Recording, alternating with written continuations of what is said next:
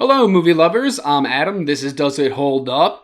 And Netflix dropped a new movie over the weekend called Hitman, starring Glen Powell and Adria Arjano. And I want to talk about it.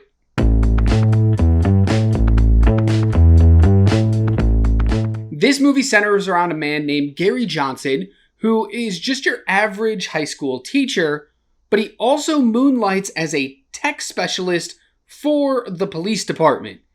When the guy who normally does the undercover stings gets suspended for being a dick, apparently, Gary has to step in and fulfill that part of the job. So normal man goes undercover as a hitman to try to bring people down who are trying to kill their spouse. I mean, that sounds really interesting, but also really confusing at the same time. Is a normal man like that really going undercover with some shady people? Glen Powell stars as Gary Johnson, who also had a hand in writing the script. And let me just get this out of the way up front. He's wonderful in this movie. Glen Powell really gets to showcase who he is as an actor by portraying multiple different people. One of the characters reminds me a lot of like Tilda Swinton, including the voice. One of the characters looks and acts exactly like Bateman from American Psycho, played by Christian Bale. And it's just so interesting to watch one man become so many people in a short amount of time. The first 30 minutes of this movie is a laugh riot, a great comedy where Glen Powell really showcases everything that he's about as an actor. And I just wish the movie would have done all of that the whole time. Because about 40 minutes into this movie, Gary meets Madison. Madison's played by Adria Arjano, who also wants to kill her ex-husband, but Gary talks her out of it. Why? Well, I guess because she's pretty, duh. I mean, of course you're gonna be like, you're too pretty to want to be evil, I guess. So after he meets her, they have a brief conversation. She goes on her way, but then they meet up again later and start a whirlwind romance. The only problem is, Madison didn't fall for Gary, she fell for one of his identities? And this is where the movie really starts to lose me. A lot of other people absolutely loved this movie. They were like, 90% plus on Rotten Tomatoes, almost 4 out of 5 stars over on Letterboxd. People are really enjoying this, but I can't get behind it, and here's the main reason why. Madison falls for Gary, but not actually Gary. He lies to her for months and months and months just so he can sleep with her and develop this relationship with her. The thing is, she just got out of a shitty relationship. That's the whole reason they met in the first place. And so when he eventually has to come clean to her, she's not even that all upset about it. It's just kind of like, oh, I'm mad at you in the moment. And then, hey, look, everything's gonna be okay. No, he just lied to you for months. Why do we think that's a redeeming thing for this character? It just doesn't make any sense.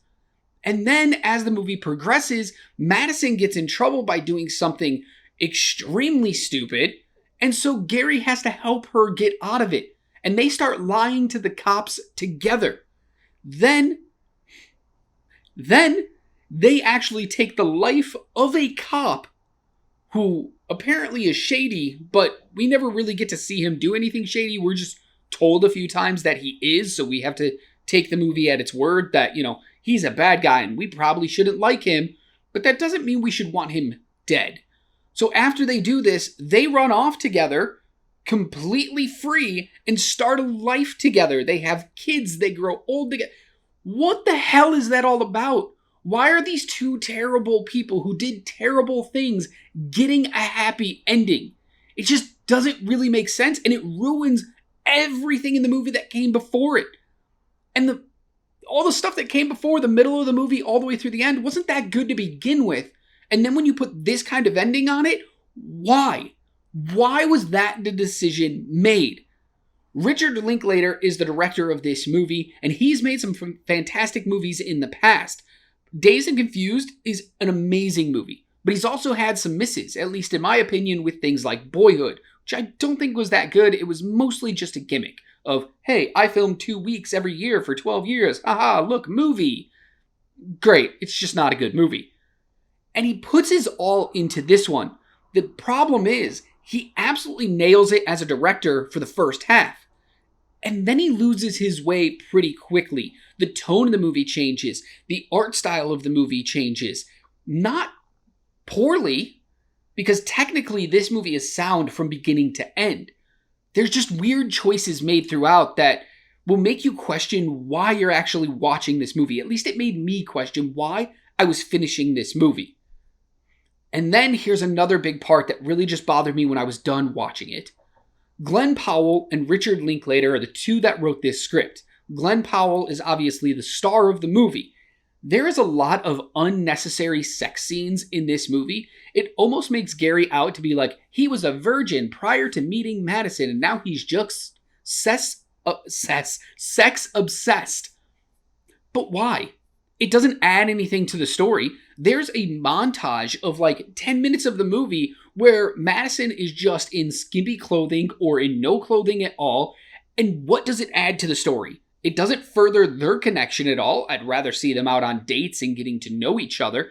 It's just so weird and so unnecessary that it can pull you completely out of the movie.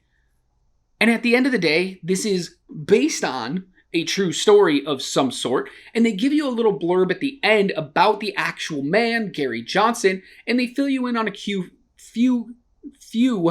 key things. Couldn't talk there for a second. On a few key things, and one of them will change the perspective of the movie as well. So just some weird decisions made in the storytelling aspect of this movie made it less enjoyable for me. But let me know what you think in the comments below. Did you like Hitman? Was it something that you could get past all these weird decisions that were made? I'll be back again on Tuesday with my normal box office roundup. Until then, be good to yourself, be kind to others, and as always, keep watching movies.